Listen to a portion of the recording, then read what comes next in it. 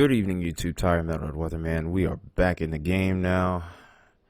I had a family event to go to yesterday, so that's why I didn't post it or go live yesterday. I wanted to. I was watching everything that was happening, but unfortunately, of course, due to obligations, I wasn't able to. It was good to see family, though. Haven't seen them in a while, so there's that. But now that we are back in the game, we're going to go ahead and take a look at how the second half of May could be.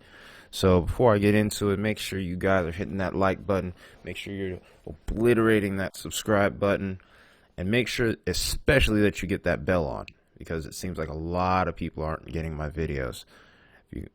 So that being said, not going to really get into that too much further. Let's go ahead and get into things here. Looked at yesterday's reports, so of course I want to talk about that. I saw multiple tornadoes, especially in Iowa. I was concerned about it, especially towards Illinois. I was at one point a little bit skeptical about that forecast, but parameters did eventually come together. Thankfully, it looks like from all the reports that I've seen so far, unless something's changed, that's why I scrolled down, it doesn't look like there weren't too many injuries. There was damage, but injuries seem like they've been kept to a minimum at this time. Hopefully hopefully things remain that way. So that being said, let's go ahead and get back into what we were talking about, which is more so in the now. Do have a slight risk today.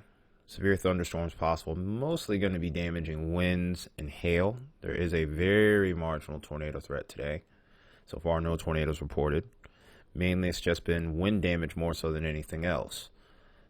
There has been 13 hail reports as well, but it's mostly been on the lower end. Nothing significant to talk about there. We do have two marginal risks tomorrow. I was thinking at one point that the pattern was going to kind of turn a bit more away from severe weather, but it seems like it's hanging in there somehow.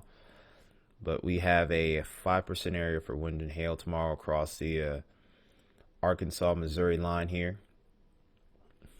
Not much that I'm too concerned with there. Nothing that I would be jumping out of my shoes for necessarily.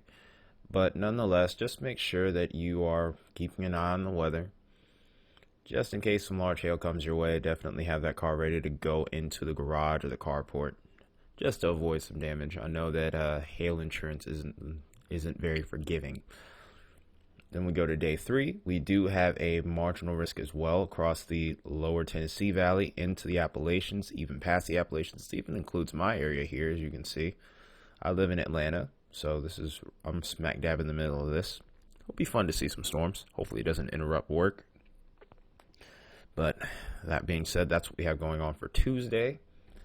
And then on the day 4 through 8 outlook, everything's pretty quiet, including a potential low on day 4. But things do look like they're trying to pick up for days 5 through 8.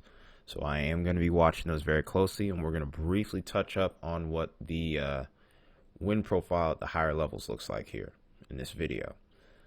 That being said, let's go ahead and get into that now, shall we? So this is what we're looking at now. This is the Euro. We have this is actually 12Z. 18Z's come out, but it only goes up to 90 hours. So we're going to try to take a look at the 10-day model here. So from what we see here, here's a trough moving out, and look at how the ridge that's developed here. This leans into a little bit more of a fair weather setup. Only thing is, there's this tiny little dip right here on the tail end of where this trough was exiting. And this is what will lead to the potential for a couple of severe storms tomorrow. Nothing kinematically impressive with this at all, but there's enough of a warm sector, just enough instability to really get these storms firing, if they even fire at all. But, oh, that's actually a little bit newer of a sounding here. Well, this was an older sounding actually, but very marginal tornado threat, even though it has the probable hazard type as Tor. If we look at the low-level winds, we're at about 15 knots, which is not very impressive. You usually want to be more so towards 30 to 40 knots to be concerned with the tornado threat. So not very impressed with this, but one thing that I do notice here that leads me towards wondering about the damaging wind threat is, simply put, we have the D cape here. This is the D cape that we're seeing here. Oh. Okay, I don't know why that's doing that. Give me a second. So I forgot that my computer had updated the other day and it reset my Epic Pen settings. But we'll try that again here. It should be better this time around. I just fixed it. But yeah, this right here is our D cape. This is representative of downward cape or downdraft. So whenever the downdraft cape or D cape or downward cape as it's actually called gets close to 1,000, gets to a number of 1,000, then that means that there's a lot of potential for the winds to push more downward towards the surface. As far as the tornado threat's concerned, I'm not saying that it's zero, but a 2% area could be warranted tomorrow. As of right now, it's currently less than 2%, but with this, if this were to hold up, of course, this is one of many models, we could need to watch this a little bit more closely. Albeit I'm still not super convinced there's going to be a tornado setup as of yet. We'll, of course, look at it throughout the day, and then tomorrow, of course, if I need to, I'll make a video in the morning. So now I gotta fix things really quickly. So now that we're going forward, Tuesday's a little bit more of an interesting day because you still see that little tiny tail end of this trough kind of developing here. And what ends up happening is you do see a little bit of an increase here as time goes on across this region, especially towards the Tennessee-Kentucky line, and that does pique my interest in the severe weather threat for really all hazards as of right now. There is a warm sector, there is better kinematics, albeit not by that much. I think this verifies a lot more than what I saw with that last sounding for Monday. Albeit it's a marginal tornado threat, it's a much more considerable threat than what we were looking at in just that last audiograph. You can see that the instability is a little bit more impressive here. Even the D cape is more impressive. Thermodynamics, the dew points and the temperatures are really impressive here. Stronger storm relative felicity due to the kinematics or the upper level and mid-level winds. The mid-level setup is what's most impressive as of right now. I'll talk about Tuesday definitely more in a video tomorrow afternoon. But that's a basic overview of what we could be seeing. As time goes on here, there is a trough that does try to come in on Thursday. Friday. Doesn't look like it has a lot of potential for severe weather. Of course, with it being still pretty far out, this could change. Could bring a little bit of a slight cool down over towards these areas. Not going to expect anything crazy. Nothing necessarily expected to be heavily below average. But it could cool the temperatures down just a tiny bit. But then as we go forward, this is heading towards the end of the 10-day period here.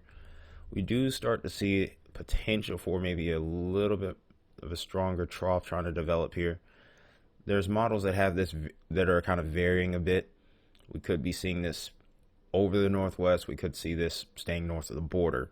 So just going to have to keep a close eye on that. There's not really much I can say as far as what's going to happen there. Of course, with it being 10 days out, anything can change with that, and the forecast can turn on its head. That's what the Euro shows us when we look at the GFS. At least for the first few days, it's pretty similar. Same little area over here that tries to develop over towards Arkansas, Missouri here. And then as we go into Tuesday, better wind profile develops. It's going to be a similar sounding on the GFS, just like with the Euro. So there's pretty good agreement with that. In fact, the sounding actually looks almost identical. So there is, like I said, I have greater confidence on Tuesday than I do Monday. And not to say that Monday can't do anything at all. But Tuesday, as of right now, looks like the much more notable day of the two. We could very well see an upgrade to slight risk with that. Here comes our other trough on the weekend. It starts out looking similar on the GFS as it does the Euro, but as we move towards the weekend, this trough becomes less impressive. It does dive a little further south, so storms could be possible here. Don't expect anything of the severe variety as of right now. Of course, like I said, with the Euro, just like it's the same with the GFS. It's pretty far out, so a lot of things can change with that. That being said, we go forward here up to 186 hours out. Pattern's pretty quiet. And then here's where things start to get interesting again. Right around the 23rd, we start to see this little trough come in. This does still eventually move up to the north, and actually north of the border, but I'm a little bit sus of this area right here. Maybe there could be a very marginal chance of severe weather over towards Wyoming, Montana, South Dakota. With it being this far out, though, hard to say. And then there's one other feature I want you to take note of here. Get these little tiny upper level waves here. Nothing impressive, but towards the end of this run, and normally this is taboo for me, but I'm keeping a close eye on it. So you see this little trough that develops right here. Nothing major, but look what ends up happening towards the end of it. Those winds racing in from that north to south direction definitely catches my attention a bit. Depending on how this could develop, should it develop in this manner, could make for an interesting end to the month here. Like I said, it's pretty far out. It's right at the end of the model run, the 16 days out. So can't really say what's going to happen here. Too many unknowns, but that's definitely something to keep an eye on. So now we're going to shift back towards Euro. We're going to take a look at the weather for the early part of this week. I actually got to update this model here. And now that we have, we're going to go ahead and take a look at the temperatures for this week. A lot of areas are going to be pretty warm this week. This is heading all the way into Thursday morning for most of us. But today's been pretty warm. This is a look at tomorrow afternoon. This is where I am over towards the southeast. We're baking here. We're baking across the southwest. A little bit cooler over towards Texas. A little earlier this month, you were getting some pretty hot temperatures, but now we're starting to get a little bit of a cool down here. Find it really interesting that over towards the Central Plains we're actually a little bit cooler than what I would expect. I'm sure you guys are loving those temperatures.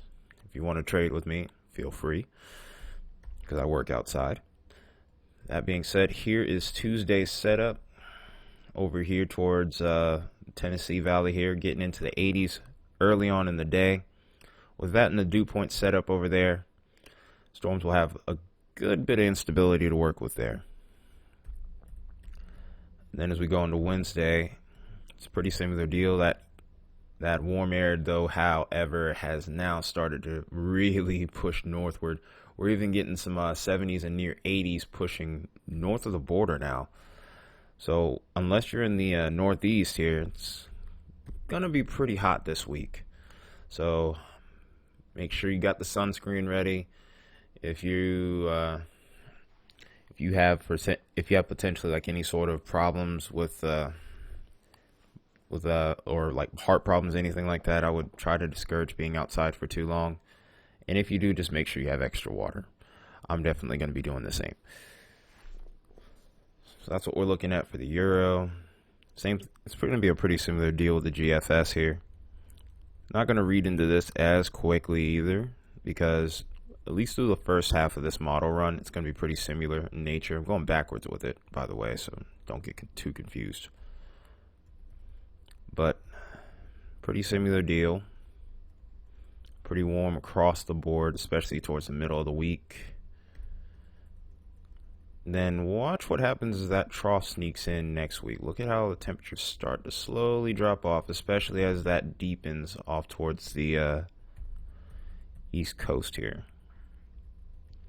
So by Tuesday, we can see temperatures starting to look a little bit closer to average, maybe a little bit below across this region here. And then when we go towards Wednesday, we're starting to go back to a little bit more familiar pattern for summer. Well, it's a little bit closer to summertime, I would say. When we start to look towards the 27th, though, which is getting close to the end of that model run here, do see a little bit colder temperatures trying to sneak their way into the northwest here. And it's right towards the end of that run where that trough sneaks in up here and then eventually dives back down. We could see a decrease in temperatures here, and that temperature contrast where we're getting into those 50s, 60s here, maybe some 80s here, could turn into a battle zone. That's something to keep an eye on. And oh my goodness, if this holds up though, I'm gonna be baking out there at work. So I'm really part of me is kind of hoping this doesn't happen. If it does, I mean, it is what it is. But that being said, here we'll go ahead and take a look at the rest of the week here as far as precipitation is concerned. We're gonna be done with this video. So for the most part, at least heading into the early part of the week, like I said before, showers and thunderstorms possible are across the southeast, but especially along this line here between Arkansas and Missouri. Again, a little bit more increasing weather across the northwest, especially across the mountain ranges. Mostly going to be falling in the form of rain. And then as time goes on, we go into Tuesday. More active pattern across the southeast takes shape here. More storms to fire here. And then when we go into Wednesday, that scattered shower and storm threat persists across the southeast. Maybe a little bit more focused activity towards far south Georgia, parts of South Carolina here, maybe even the Gulf Coast too. Then after that, things look like they try to get pretty tame.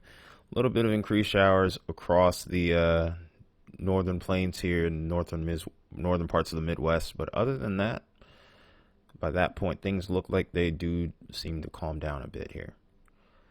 Well, a lot of moving parts with this setup here. A lot of things are likely to change, especially keeping an eye on Tuesday here, Monday as well. But Tuesday looks like the bigger day as of right now for severe weather potential. But I hope you guys enjoyed this video. If you do, like I said before, you know what to do. Hit that like button. Smash that subscribe button, obliterate that share button as well, and make sure you get that bell on. This has been Metalhead Weatherman. I'll see you guys in the next video. Take care. Have a good night. See you soon.